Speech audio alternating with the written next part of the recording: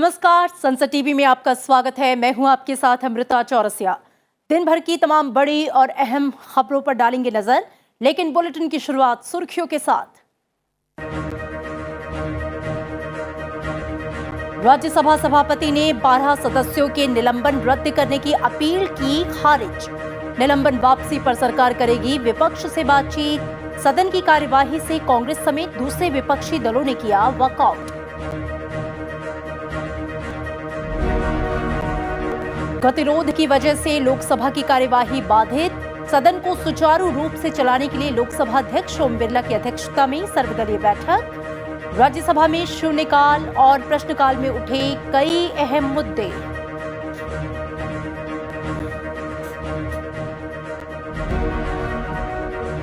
Covid रोकथाम उपायों और हर घर दस्तक टीकाकरण अभियान की अवधि 31 दिसंबर तक बढ़ी। देश में अब तक कोविड के नए वेरिएंट ओमिक्रॉन का एक भी मामला नहीं।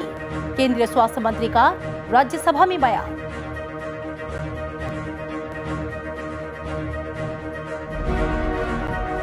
देश की अर्थव्यवस्था को लेकर अच्छी खबर। जुलाई से सितंबर के बीच जीडीपी ग्रोथ 8.4%।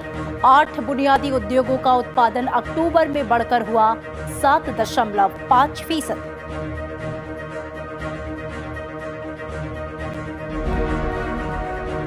और दक्षिण भारत के कई राज्य बारिश से बेहाल। ओडिशा, आंध्र प्रदेश के तटीय क्षेत्रों तक चक्रवाती तूफान के शनिवार तक पहुंचने की आशंका। उत्तरी पूर्वी राज्यों में 5-6 दिसंबर को भारी बारिश की संभावना।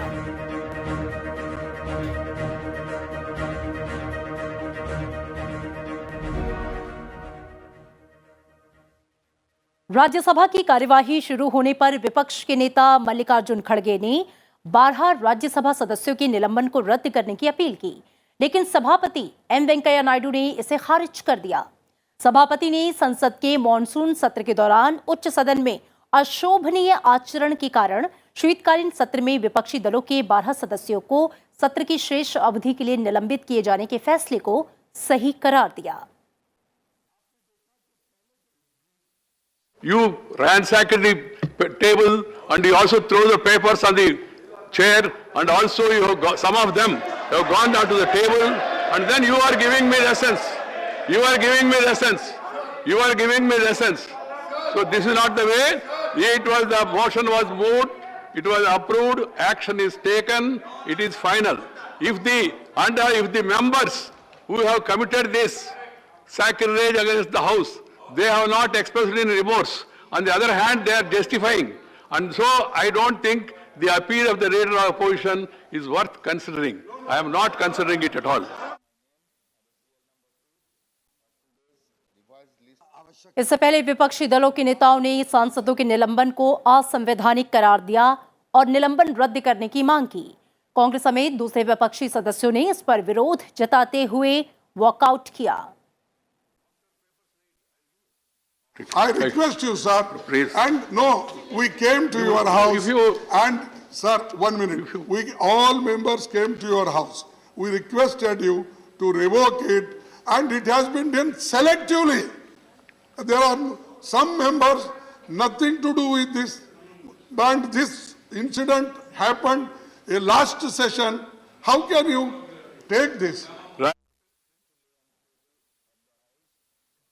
वहीं नेता सदन पीयूष गोयल ने कहा कि निलंबित सदस्यों की माफी मांगने पर फैसले पर पुनर्विचार हो सकता है।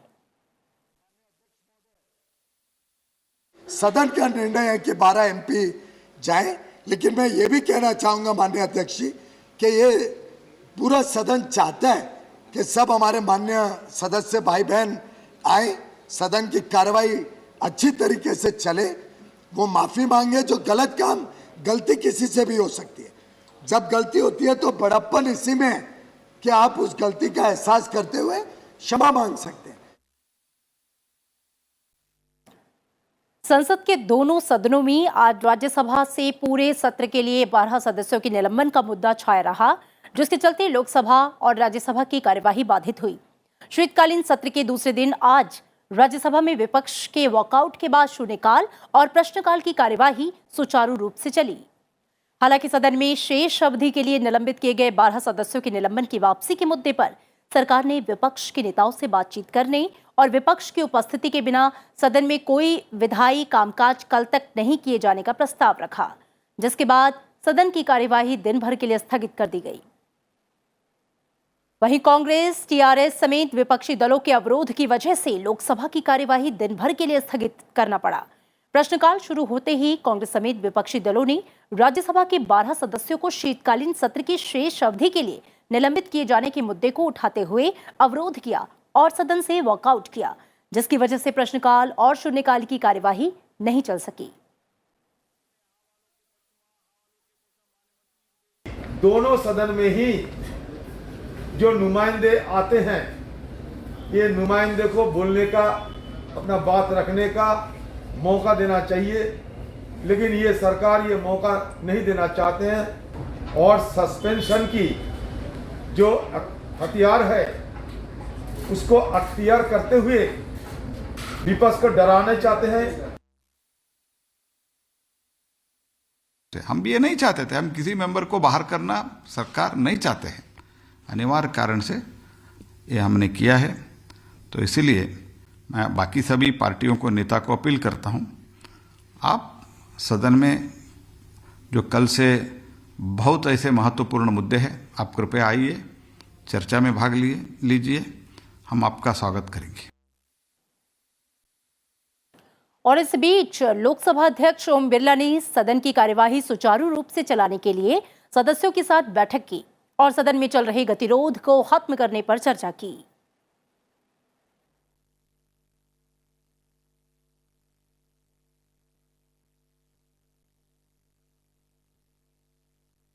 स्वास्थ्य और परिवार कल्याण मंत्री मनसुख मांडविया ने कहा कि देश में कोरोना वायरस के नए स्वरूप ओमिक्रॉन का कोई मामला अब तक सामने नहीं आया है।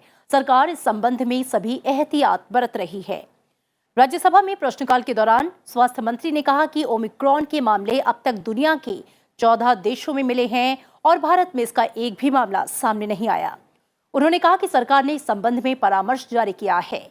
संदिग्ध मामले में तुरंत जांच की जा रही है और सैंपल को जीनोम अनुक्रमण के लिए भेजा जा रहा है। उन्होंने कहा कि कोविड-19 महामारी अभी नियंत्रण में है, लेकिन ये पूरी तरह से समाप्त नहीं हुई है। सरकार ने बताया कि ओमिक्रॉन के मद्देनजर देश में कोविड टीकों की बूस्टर खुराक के बारे में विशेषज्ञ समूह विचार विमर्श कर रहे हैं कि ओमिक्रॉन वेरिएंट अभी दुनिया के 14 कंट्री में पाया गया है और यहाँ उसका अभ्यास हो रहा है। इंडिया में अभी उसका कोई केस रिपोर्ट नहीं हुआ है, लेकिन दुनिया में जिस तरह से इस वायरस के संदर्भ में हमें सूचना मिली है, उसको देखते हुए एक एडवाइजरी भी डिक्लेयर की गई है। पोर्ट पर हमने भी देखरेख रखना शुरू कर दिया है। कोई भी ऐसे संदिग्ध केस है तो उसको तुरंत ही चेक करके उसको जीनोमिक सीक्वेंसेस भी करा रहे हैं। केंद्र सरकार ने कुछ देशों में कोरोना वायरस के नए वेरिएंट के खतरे को देखते हुए देश भर में लागू कोविड-19 रोकथाम उपायों की अवधि 31 दिसंबर तक बढ़ा दी है और राज्यों को सतर्क रहने को कहा है। साथ ही घर घर जाकर टीकाकरण अभियान को 31 दिसंबर तक बढ़ाया गया है। केंद्रीय स्वास्थ्य सचिव राजेश भूषण ने आज राज्यों और केंद्र शासित प्रदेशों के साथ एक समीक्षा बैठक की।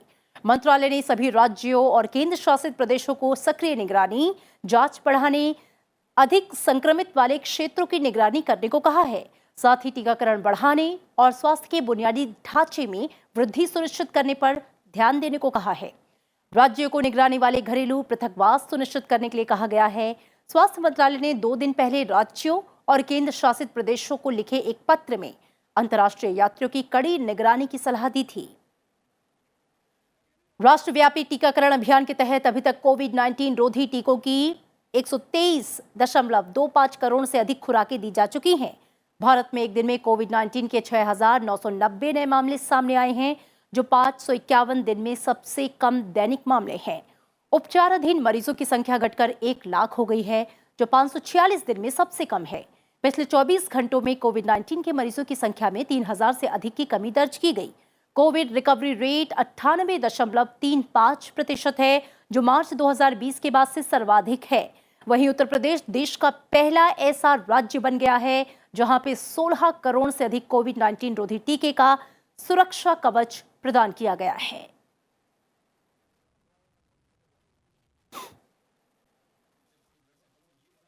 अफ्रीका में कोरोना वायरस के नए वेरिएंट ओमिक्रॉन के सामने आने के बाद से भारत ने मदद की पेशकश की है। भारत ने अफ्रीकी देशों को टीकों समेत हर मुमकिन सहायता की बात कही है। विदेश मंत्रालय ने कहा कि वो अफ्रीकी महाद्वीप के देशों की मदद करने के लिए टीके, जीवन रक्षक दवाओं और परीक्षण किट की आपूर्ति को तैयार है। कोविड टीकों की आपूर्ति कोवैक्स के माध्यम से या फिर द्विपक्षीय आधार पर की जा सकती है। भारत सरकार ने मलावी, इथियोपिया, जाम्बिया, मोजाम्बिक, गिनी और लेसोथो जैसे अफ्रीकी देशों समेत टीकों की आपूर्ति के लिए कोवैक्स की ओर से अब तक दिए गए सभी आदेशों को मंजूरी दे दी है। इधर विश्व स्वास्थ्य संगठन ने ये आगाह किया है कि प्रारंभिक साक्ष्यों के आधार पर कोरोना वायरस के नए वेरिएंट ओमिक्रॉन से वैश्विक जोखिम बहुत ज्यादा दिख रहा है। संगठन ने कहा कि रूप परिवर्तित कर चुके वायरस से गंभीर परिणाम के साथ मामलों में वृद्धि हो सकती है। WHO ने सदस्य देशों को एक तकनीकी ज्ञापन जारी किया है। संगठन ने यह कहा है कि जब तक वैज्ञानिक नए वेरिएंट को बेहतर ढंग से समझने के लिए सबूत तलाश रहे हैं, तब तक देशों को जितनी जल्दी हो सके टीकाकरण में तेजी लानी चाहिए। नए वेरिएंट को लेकर ये WHO की ओर से सबसे मजबूत और स्पष्ट चेतावनी है। नए वेरिएंट की पहचान कुछ दिन पहले दक्षिण अफ्रीका में वैज्ञानिकों ने की थी। ये चेतावनी दुनिया भर के कई देशों की ओर से यात्रा प्रतिबंधों के रूप में कार्रवाई किए जाने के बीच आई है।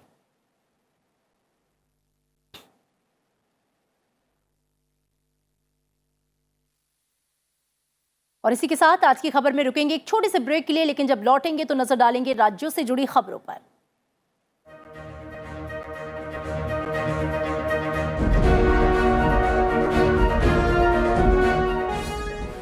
I appeal to all of you. मामले में महत्वपूर्ण मुद्दों को उठाइए।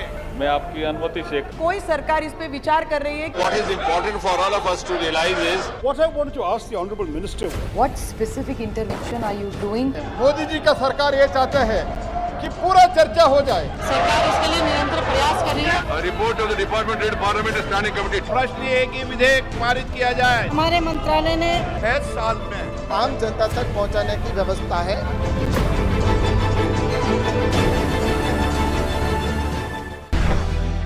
सटीक लक्ष्य, अटूट हौसले, निस्वार्थ कर्म, जनहित सर्वोपरि। नायक नए भारत के, कहानियां बदलाव की।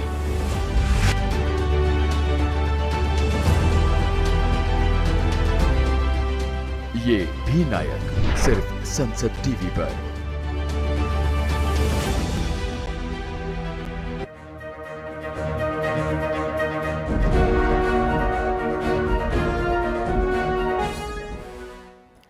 ब्रेक के बाद स्वागत है आपका और अब नजर डालते हैं राज्यों से जुड़ी हुई अहम खबरों पर।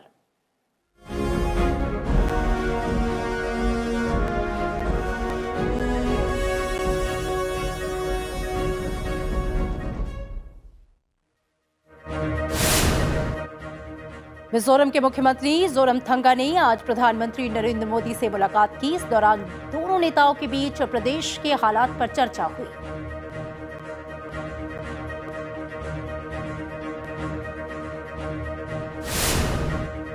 मध्य प्रदेश में मुख्यमंत्री शिवराज सिंह चौहान की अध्यक्षता में हुई कैबिनेट बैठक में कई अहम प्रस्तावों को मंजूरी दी गई। सरकार ने प्रदेश में 6 मेडिकल कॉलेज खोलने के प्रस्ताव को हरी झंडी दे दी। वहीं प्रशासन एकेडमी को स्वतंत्र इकाई घोषित करने की भी मंजूरी दी गई।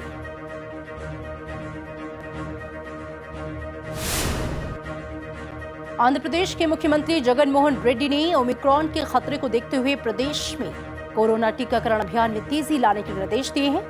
कोविड स्थिति की समीक्षा करते हुए उन्होंने मास्क का उपयोग बढ़ाने के लिए अभियान शुरू करने की बात कही।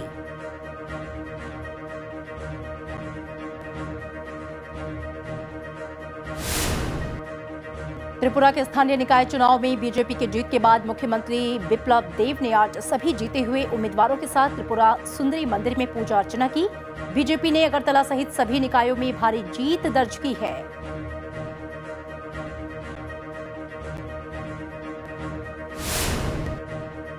उत्तर प्रदेश में बीजेपी ने 2022 में होने वाले विधानसभा चुनाव को लेकर तैयारी शुरू कर दी है। इसे लेकर बीजेपी के शीर्ष संगठन के साथ प्रदेश बीजेपी की बैठक हुई। इसमें प्रदेश की 26 करोड़ की आबादी तक पहुंचने के लिए 6 क्षेत्रों में यात्रा निकालने पर सहमति बनी।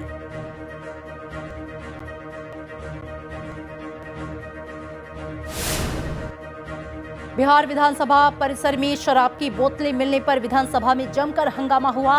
मुख्यमंत्री नीतीश कुमार ने इसे मुख्य सचिव और डीजीपी को सख्त कार्रवाई के आदेश दिए हैं। उन्होंने कहा कि विधानसभा में इस तरह की चीजों को बर्दाश्त नहीं किया जा सकता।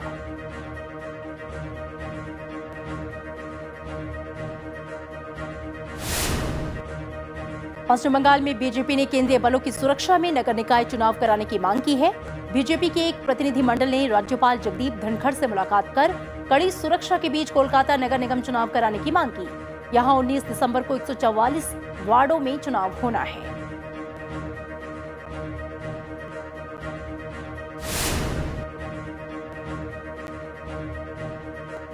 जम्मू कश्मीर के उपराज्यपाल मनोज सिन्हा ने कोलकाता में उद्योगपतियों की ओर से आयोजित एक कार्यक्रम में शिरकत की। उन्होंने उद्योगपतियों को कारोबार के लिए हर संभव मदद का भरोसा दिया।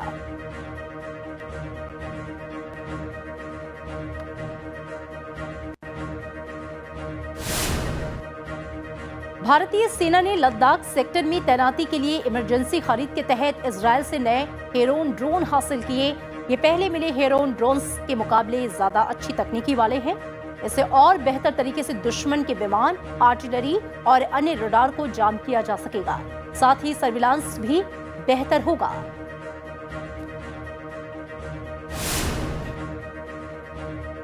महाराष्ट्र सरकार ने मुंबई के पूर्व पुलिस आयुक्त परमबीर सिंह और बर्खास्त पुलिस अधिकारी सचिव वाजी की बैठक के संबंध में जांच का आदेश दिया है।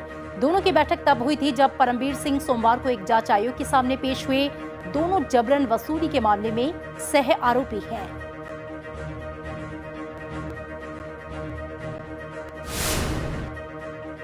भगोड़े कारोबारी विजय माल्या के खिलाफ मानहानि मामले में सुप्रीम कोर्ट अगले साल 18 जनवरी को अंतिम सुनवाई करेगी। जजों ने कहा कि कोर्ट ने इस मामले में काफी लंबा इंतजार किया है। अब इस मामले को किसी न किसी स्तर पर निपटाया जाएगा। माल्या को 2017 में अवमानना का दोषी ठहराया गया था।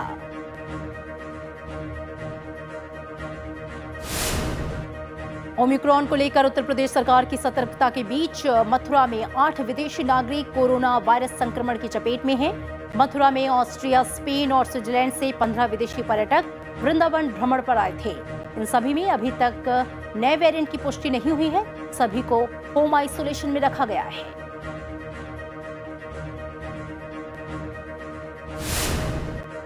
कोरोना वायरस के नए वेरिएंट ओमिक्रॉन की एंट्री से बिजनेस पर फिर से संकट के बादल मंडराने लगे हैं।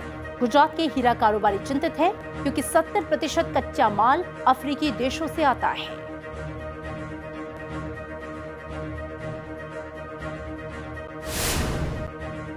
मध्य प्रदेश में पहली से 5वीं कक्षा तक के स्कूल 100% क्षमता के साथ खुल गए हैं। पहले दिन माता पिता की सहमति के साथ बच्चे क्लास में पहुंचे। हालांकि पेरेंट्स बच्चों की सुरक्षा को लेकर चिंतित हैं। पेरेंट्स ने बच्चों की ऑनलाइन क्लासेस जारी रखने को लेकर सरकार से विचार करने की अपील की है।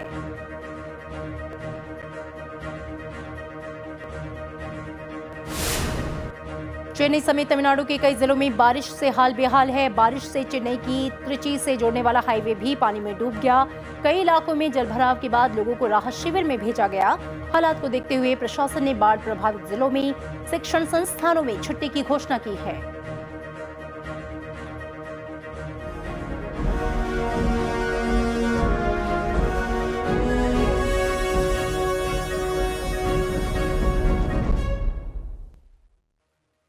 चालू वित्त वर्ष की दूसरी तिमाही के आर्थिक वृद्धि दर के नतीजे सामने आ गए हैं।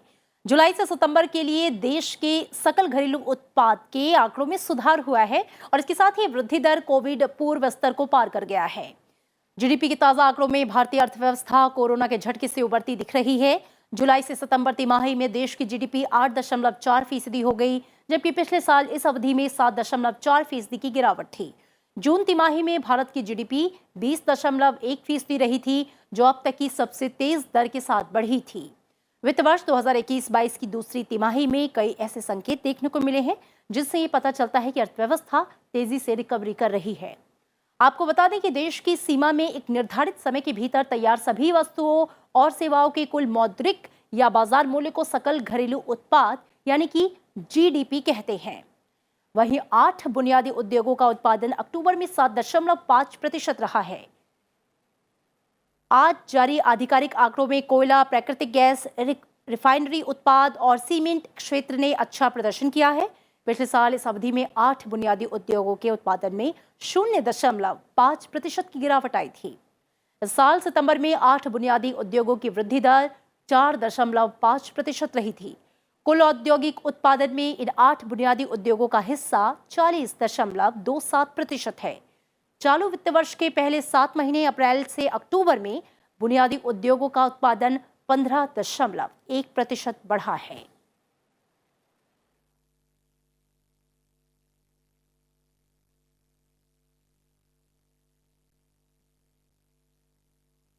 दक्षिण राज्यों में बारिश से जनजीवन अस्त व्यस्त है। आंध्र प्रदेश, तमिलनाडु, केरल, कर्नाटक समेत अन्य राज्यों में लगातार बारिश से बुरा हाल है। बारिश से इन राज्यों में कई जगह पर बाढ़ जैसे हालात बने हैं। तमिलनाडु, आंध्र प्रदेश और पुडुचेरी के कई इलाकों में स्थिति बिगड़ गई है। मौसम विभाग ने तमिलनाडु के तटीय क्षेत्रों में भारी से बहुत भारी बारिश की भविष्यवाणी की है। मौसम विभाग ने देश के दक्षिण के राज्यों में हो रही बारिश के बाद अब दिसंबर की शुरुआत में उत्तर और मध्य भारत, दिल्ली, यूपी, बिहार सहित देश के कई राज्यों के पहाड़ी और मैदानी हिस्सों में भी बारिश की आशंका जताई है। जो हमारा कोस्टल इनलैंड है, इसके लिए बारिश का पूर्वानुमान है। 3 तारीख से ओडिशा का जो कोस्टल डिस्ट्रिक्ट है और adjoining north coast Andhra Pradesh का जो डिस्ट्रिक्ट है, वहाँ बारिश शुरू होगा। 4 तारीख को सबसे ज़्यादा बारिश, heavy to very rainfall at a few places और extremely heavy rainfall at isolated places हो सकता है कोस्टल डिस्ट्रिक्ट ऑफ ओडिशा और adjoining district of Andhra Pradesh में। एडमिरल आर हरिकुमार ने आज नौसेना के 25वें अध्यक्ष के रूप में पदभार ग्रहण किया। उन्होंने सेवानिवृत्त एडमिरल करमबीर सिंह का स्थान लिया। नौसेना के नए चीफ आर हरिकुमार 1 जनवरी 1983 को भारतीय नौसेना में शामिल हुए थे। 38 वर्षों से अधिक के अपने करियर में उन्होंने तटरक्षक जहाज C-01 इन शिप निशंक, कोरा, रणवीर और विमान वाहक INS विराट की कमान संभाली है। नौसेना स्टाफ के प्रमुख के रूप में पदभार संभालने के बाद उन्होंने कहा कि भारतीय नौसेना का अध्यक्ष बनना सम्मान की बात है। नौसेना का ध्यान राष्ट्रीय समुद्री हितों और समुद्री सुरक्षा चुनौतियों पर केंद्रित है। एडमिरल हरिकुमार ने कहा कि समुद्री सीमाओं की रक्षा उनका सबसे पहला कर्तव्य है।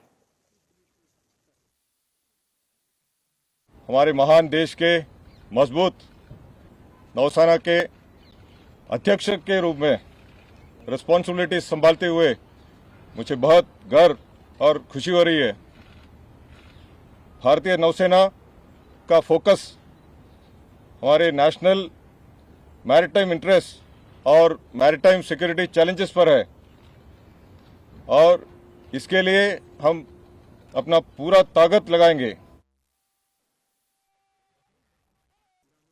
गुरुद्वारा श्री दरबार साहिब करतारपुर में पाकिस्तानी मॉडल की ओर से बिना सिर ढके फोटो की घटना पर भारत ने कड़ा विरोध दर्ज कराया है। विदेश मंत्रालय ने कहा कि इस घटना ने भारत और दुनिया भर में सिख समुदाय की भावनाओं को बहुत आहत किया है। पाकिस्तान में अल्पसंख्यकों के धार्मिक पूजा स्थलों के अपमान और अनादर की ऐसी घटनाएं इन समुदायों की आस्था के प्रति सम्मान की कमी को उजागर करती हैं। विदेश मंत्रालय के प्रवक्ता ने कहा कि हम उम्मीद करते हैं कि पाकिस्तानी अधिकारी इस मामले की ईमानदारी से जांच करेंगे और इसमें शामिल लोगों के खिलाफ कार्रवाई करेंगे।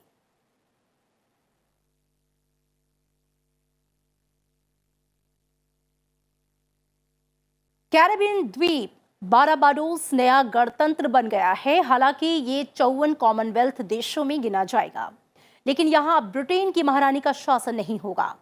2018 से अब तक ब्रिटेन की रॉयल फैमिली के प्रतिनिधि के तौर पर गवर्नर जनरल रही सांद्रा मेसन की जगह अब मिया अमोर मोटली प्रधानमंत्री चुनी गई हैं। देश का अपना राष्ट्रध्वज और राष्ट्रगान होगा। बारबाडोस की आबादी करीब 2,85,000 है। इससे पहले गुयाना, त्रिनिदाद और टोबैगो ब्रिटिश गुलामी से मुक्त हुए थे। 1978 में डोमिनिका भी रिपब्लिक बना था।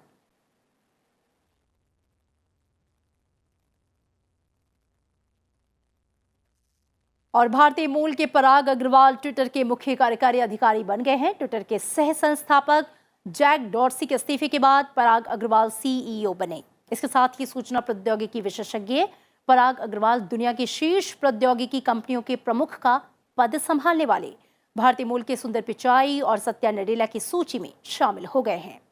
बंबई IIT से कंप्यूटर विज्ञान और इंजीनियरिंग में स्नातक। पराग अग्रवाल स्टैनफोर्ड विश्वविद्यालय से PhD हैं।